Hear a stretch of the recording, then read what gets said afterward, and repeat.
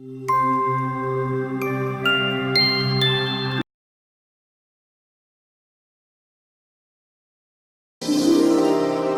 वक्त का किस्सा है, बहुत अरसा पहले जब फरिश्ते इकट्ठे हुए इंसान के काम में दखल देने के लिए, एक बहस छिड़ गई 3 देवियों में कि कौन ज्यादा खूबसूरत है।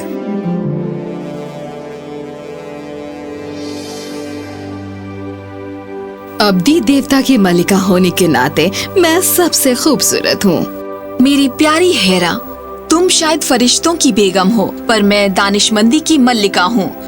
और दानिशमंदी खूबसूरती है और खूबसूरती दानिशमंदी है, वो दोनों एक ही हैं। बकवास है हेरा, मैं मोहब्बत की देवी और मैं मोहब्बत की कुव्वत की मालकीन हूँ, क्योंकि मैं सबसे खूबसूरत हूँ। बहुत हो गया, मेरे पास तुम्हारी पहेली का हल है। ज़ूस ने तजवीज पेश की कि एक मुकाबले का इंतजाम किया जाए, ये तय करने के लिए कि कौन सबसे खूबसूरत है।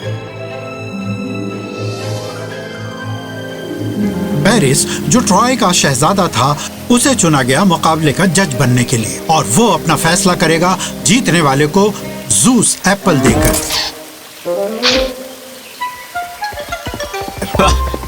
इस मर्तबा तुम बच गए मेरे दोस्त। रुको, ये एप्पल मत खाओ, क्योंकि ये फरिश्तों की तरफ से है। फरिश्ते? ज़ूस, सही कहा जाए तो। ज़ूस मुझे एक एप्पल क्यों भेजेगा? ये एक इनाम है जो तुम हम में से किसी एक को दोगे जिसे सबसे खूबसूरत माना जाएगा। ये बहुत बड़ी इज्जत अफजाई है जनाब पेरिस। अब मैं तुम्हारे लिए काफी वक्त बचा सकती हूँ। वो सेब मुझे इनाम में दो, और फरिश्तों की मलिका होने के नाते मैं तुम्हें ज्यादा कुव्वत बख्शूंगी। शहजादी के नाते तुम्हारे पास पहले से ही कुव्वत है। वो एप्पल मुझे इनाम में दो और मैं तुम्हें नायाब दानिशमंदी दूंगी। ए हुजूर पेरिस, तुम पहले ही अपनी उम्र से ज्यादा दानिशमंद हो, और ये एप्पल तुम मुझे इनाम में दो तो मैं दुनिया की सबसे खूबसूरत खातून की मोहब्बत तुम्हें अता करूंगी। हाँ, तुम जानते हो मैं किसकी बात कर रही हूँ। स्पार्टा की हेलन की? पर वो पहले से ही बादशाह मेनिलस की बीवी है। ये बस एक छोटी सी परेशानी है, मेरा यकीन करो। और वो ज़ूस की बेटी है, और हमारी तरह वो लफानी है। ज़ूस इससे खुश नहीं होगा। मैं ज़ूस से निपट लूंगी। क्या वो खूबसूरत नहीं है? और वो पूरी तरह तुम्हारी हो सकती है उस एप्पल की कीमत पर। शायद ये अच्छा ख्याल नहीं है। अगर मेरे बारे में की गई पेशनगोई सच है तो मैं पहले से उससे खौफजदा हूँ। पेशनगोई? ये तुम्हारी वालदा के ख्वाबों से कुछ ज्यादा नहीं था। ट्रॉय तुम्हारे या किसी और के हाथों से कभी नहीं जलेगा, बिल्कुल भी नहीं। मेरे वालिदैन ने मुझे छोड़ दिया और निकाल दिया चरवाहे की जिंदगी बिताने के लिए इसी ख्वाब की वजह से। तुम इतने यकीन से कैसे कह सकती हो? क्योंकि तब से तुम्हें दोबारा शहजादे की पदवी से नवाज दिया गया है और तुम ट्रॉय के चैंपियन बन गए हो। और अब मैं तुम्हें मौका देती हूँ हेलन के दिल का चैंपियन बनने के लिए। तुम्हारा क्या कहना है? अब ये इस तरह काम करेगा।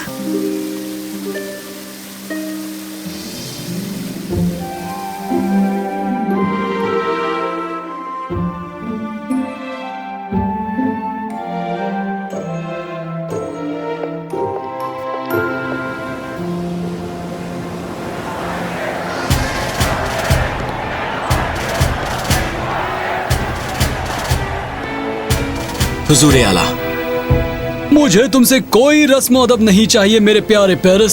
स्पार्टा को क्यों इतनी इज्जत बख्शी गई है ट्रॉय के शहजादे के जानिब? ये सियासी रस्म अदब है बादशाह मेनेलस, और बेशक आपकी अच्छी सोहबत और खुशकिस्मती। ये सुनकर खुशी हुई। बहुत अरसा बीत गया। आओ, तुम्हारे वालिद कैसे हैं?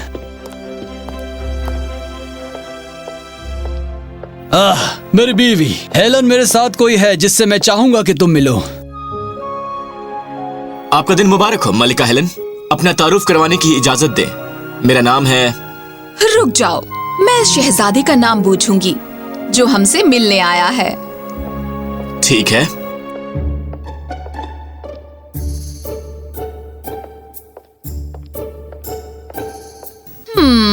क्या कोई मुश्किल है मोहतरमा? ओह नहीं जनाब, बस मैं सोच रही थी। वो क्या है? ये कि तुम चाहते हो कि मैं कितना सच बोलूं। उसके नाम के बारे में?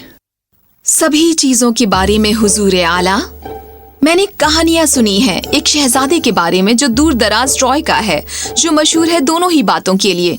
तुम पेरिस हो, शहजादे और ट्रॉय के चैंपियन। क्या मैंने दुरुस्त फरमाया? तुमने बिल्कुल दुरुस्त फरमाया मलिका हेलन। ये है ट्रॉय का पेरिस। ये मेरी खुशकिस्मती है, यकीन मानिए। क्योंकि जो मैंने सुना है उसमें कुछ सच्चाई है। अच्छा, तो आज शाम हम शहजादे पेरिस के इस्तकबाल के लिए एक दावत देंगे। हमारी खुशकिस्मती होगी आप हमारे मेज की इज्जत अफजाई करें।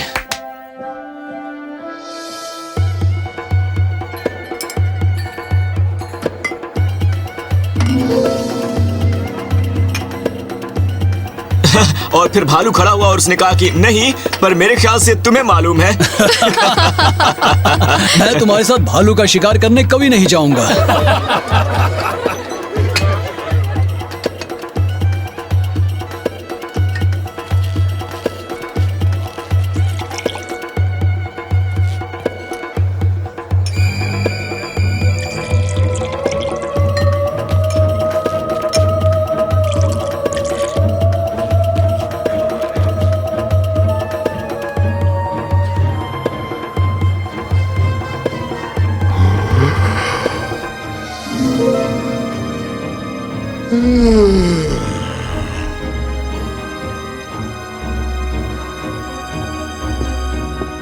शहजादे पेरिस, तुम एक नायाब कहानी सुनाने वाले हो।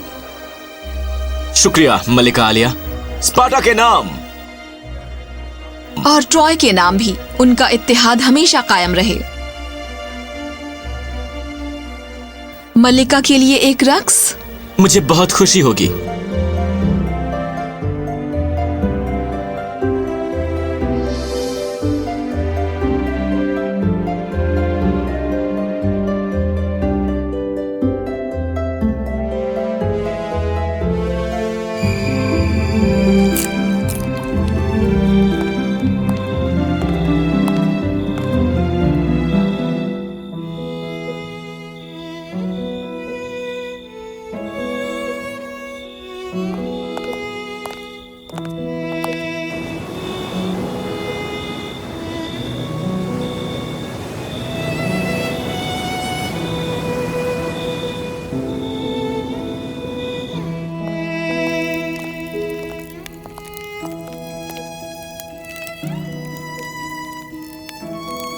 वैसे ये कौन है? मुझे कोई अंदाजा नहीं।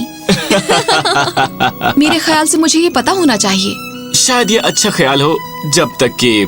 जब तक क्या? कुछ नहीं, कोई बात नहीं। इसके बारे में क्या जो यहाँ है? जब तक कि... जब तक कि यहाँ रुकने का तुम मंसूबा नहीं बनाती, बस इतना ही। और मैं यहाँ क्यों नहीं रुकूंगी पेरिस? मेरे साथ आओ हेलन, ट्रॉय में। मैं ऐसा क्यों करूंगी? क्योंकि मैं तुमसे बहुत मोहब्बत करता हूँ हेलन। पर तुम मुझे जरा भी नहीं जानते। मोहब्बत मेरे साथ रही तुम्हारी गैरहाजिरी में, और मोहब्बत अपनों को पहचान लेती है। हमारा जहाज हमारा इंतजार कर रहा है। आओ, मेरी मोहब्बत सूरज की रोशनी जितनी पाकीज़ा है और गर्मी की बारिश जैसी सुकून याफ्ता। जहाज को समंदर में उतार दो मल्लाहों।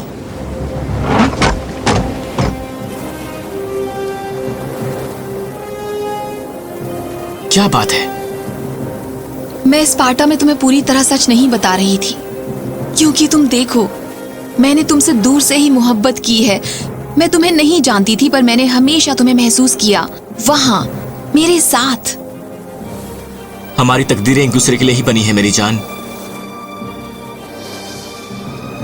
मैनेलस कभी भी मेरी तलाश करना छोड़ेगा नहीं, और जब वो ये पता लगा लेगा कि मैं कहाँ हूँ, तो फिर वो फरिश्तों से भी निपटेगा, क्योंकि उसी ने हमें एक साथ जोड़ा है। तुम उसे नहीं जानते जितना मैं जानती हूँ। क्या हुआ? क्या बात है? रात के गहरे अंधेरे में भी तुम्हारा हुस्न मेरी रूह के लिए एक रोशनी बनकर चमकता है। मुझे ट्रॉय के बारे में बताओ। मेरी रानी, क्या आप जागी हुई हैं? माय लेडी,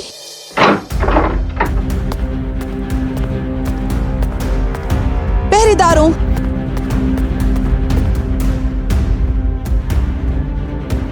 हेलन, सब जगह ढूंढो, कोई भी कोशिश नाकाम ना हो। बादशाह सलामत, ये दोनों कनीज़ें कहती है कि इन्हें इल्म की मलिका में कहाँ मिलेगी। उन्हें यहाँ ले आओ।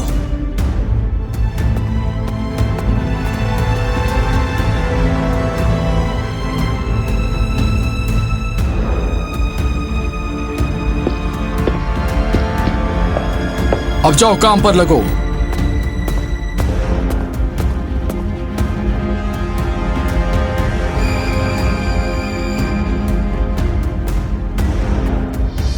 मेरे जंग के सलाहकारों को इकट्ठा करो। हाँ बादशाह सलामत। पेरिस! पेरिस, मैंने तुम्हें ढूंढ लिया। ओह, सच में? मैंने किया। और तुम मुझे क्यों ढूंढ रही थी, कजिन आइलिया? वो मैं नहीं थी। मैं हूं। हमें बात करने की जरूरत है। आप फरिश्तों की दलील से कैसे बहस कर सकते हैं, क्योंकि अफ्रोडाइटी है मोहब्बत की देवी जो हमें एक साथ लेकर आई है। बहुत हो गया। हेलन उसकी बीवी है और स्पार्टा की मल्लिका है। हमें बादशाह मेनेलस से बहुत खतरा हो सकता है और उसके भाई बादशाह एगामेम्नन से भी, उसे सही सलामत घर ना पहुंचाकर। पर अब्बा जान, ये कोई बाहमी फैसला नहीं है पेरिस। जंग की तजवीज भी ट्रॉय की भलाई के लिए नहीं है। क्या मैं कुछ कह सकती हूँ? मैं यहाँ फानी इंसानों को सुन रही हूँ जो लाफानी ज़्यूस की बेटी की तकदीर का फैसला कर रहे हैं। जो तुम्हारे अब्बा कह रहे हैं मेरे शौहर और उसके भाई के बारे में, वो सच है। वो इतनी आसानी से हार नहीं मानेंगे, और ना ही मैं आपके बेटे से मोहब्बत करती हूँ अपने पूरे वजूद से, और मैं उससे और जुदा नहीं रह सकती। एक बादशाह की हैसियत से मैं हिचकिचा रहा हूँ स्पार्टा और उसके साथी मुल्कों का आमना सामना करने का जोखिम उठाने से, पर मैं और भी ज्यादा हिचकिचा रहा हूँ फरिश्तों को नाखुश करके, उनकी दिली ख्वाहिश पूरी ना करके।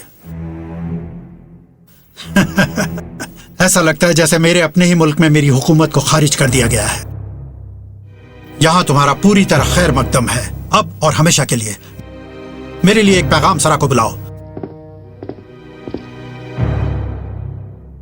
बादशाह मेनेलस को एक पैगाम भेजो कि रूहानी मोहब्बत इतनी आसानी से खौफजदा नहीं होगी। हेलन अब ट्रॉय की है और यहीं रहेगी।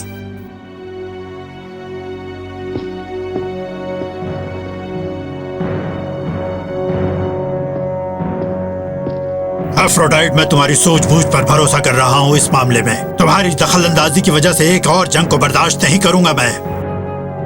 अब चलो भी ज़ूस, तुम्हारी बेटी ने सच्ची मोहब्बत हासिल कर ली है। ये एक जश्न मनाने का दिन है। चलो फिजूल जंगों की बात ना करें। जो मोहब्बत बुरे वसीले से हासिल की गई हो वो वक्त के खिलाफ फल लाएगी। अगर ये फल लाएगी तो चलो इसे तोड़े और जी भर कर खाएं।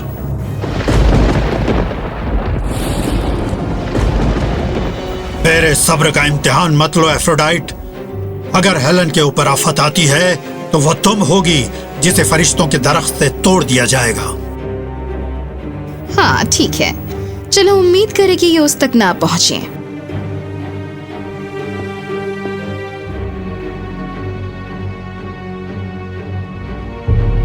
तुम ट्रॉय वापस जा सकते हो। क्या आपके पास बादशाह के लिए कोई पैगाम है? ओह हाँ, तुम्हारे बादशाह के लिए मेरे पास पैगाम है जो मैं खुद वहां आकर उसे दूंगा। मेरे भाई को बुलाओ।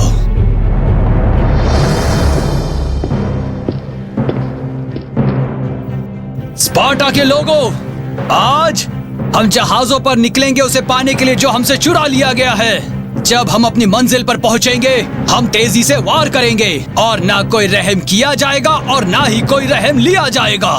एक्विलिस और वेलोसिटी हमारे हमले की अगुवाई करेंगे।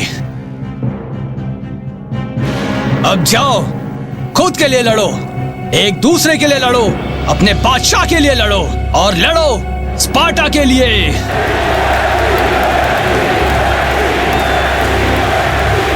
ट्रॉय चलो।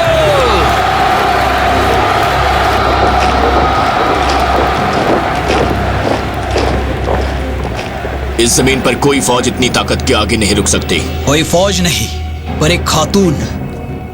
हाँ, और उस पर भी एक खूबसूरत खातून। ऐसा चेहरा जिसने हजारों जहाजों को रोक दिया हो।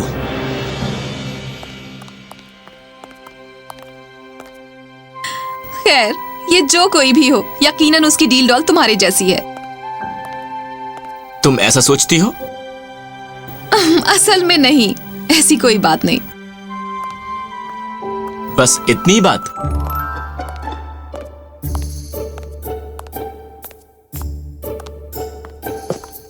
शहजादे पेरिस, बोलो, क्या बात है? हुजूर आला बादशाह सलामत मैदान जंग में आपकी हाजिरी के मुंतजिर हैं। मैदान जंग में? उन्होंने कहा है जल्दी करो।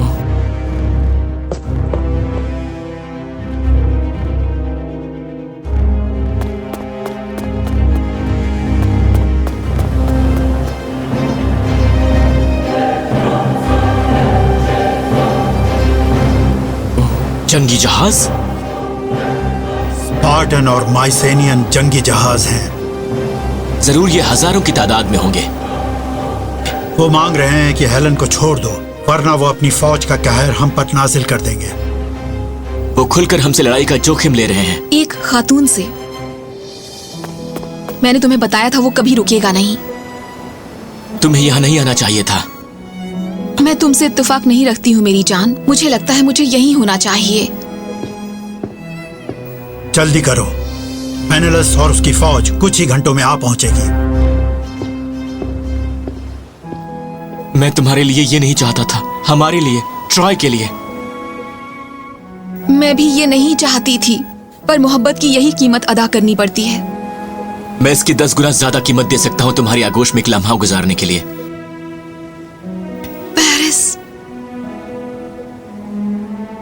मैं जन्नत के सितारे बदल दूंगी अगर ये हमें यहाँ रख सके, पर किसी और दिन। मुझसे एक वादा करो। कुछ भी। मेरे मरने का गम मत करना। नहीं, ऐसा मत कहो।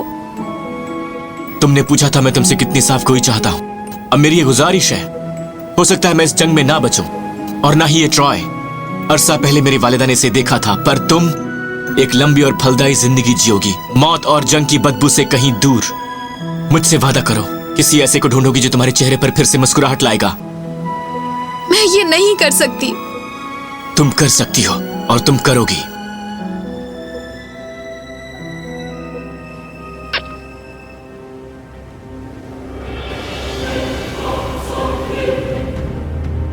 मुझे जाना होगा। मुझसे वादा करो, मुझसे वादा करो हेलन। मैं वादा करती हूँ।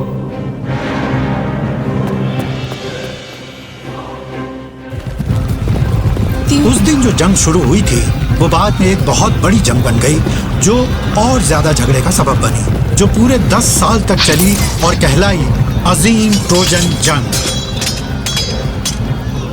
आखिरकार ट्रॉय की ऊंची और मजबूत दीवार ने उन्हें स्पार्टन पर ऊंचाई से हावी होने का फायदा दिया।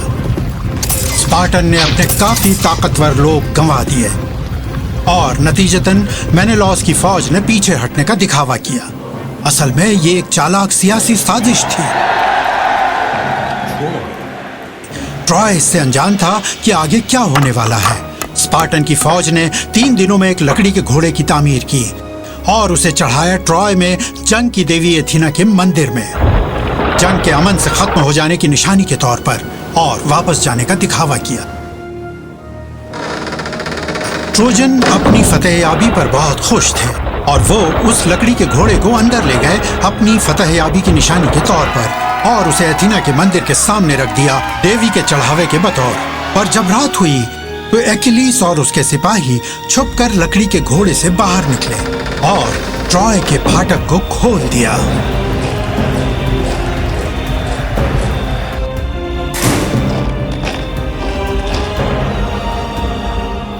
बहुत सी जानें गईं, इतना खून खराबा हुआ जो इससे पहले कभी नहीं देखा गया था।